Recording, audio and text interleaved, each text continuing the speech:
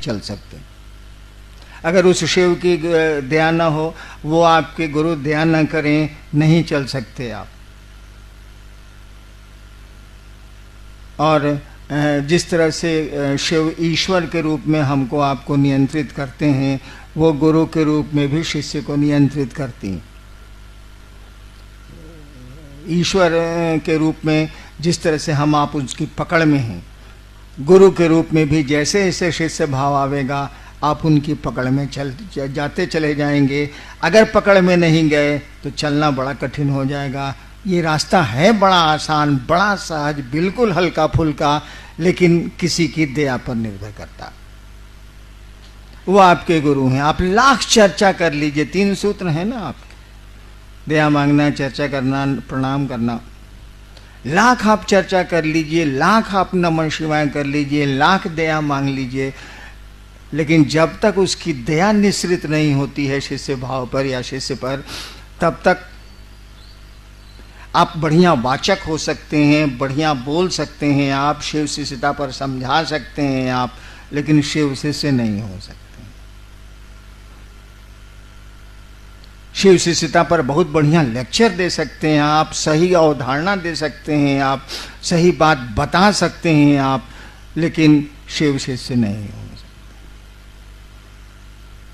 शिव शिष्य बनने के लिए तो आपको उस शिव की दया चाहिए, और दया आपको मिलेगी जो आपका गुरु कहता है वो करने से। उसने जो कहा, कहा तो कुछ नहीं, उसने इतनी सी बात कही, गप करो। गप को केवल बांध दिया।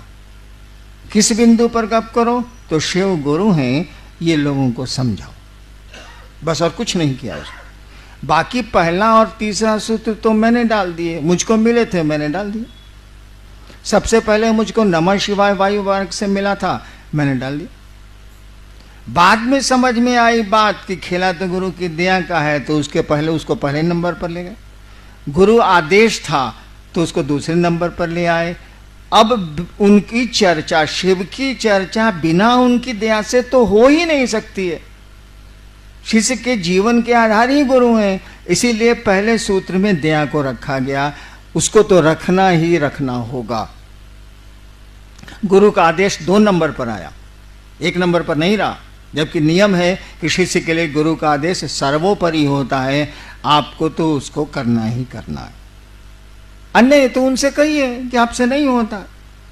ये कहने में भी संकोच है। अभी कुछ लोगों ने मुझसे कहा कि कुछ लोग संगोष्ठी में आना चाहते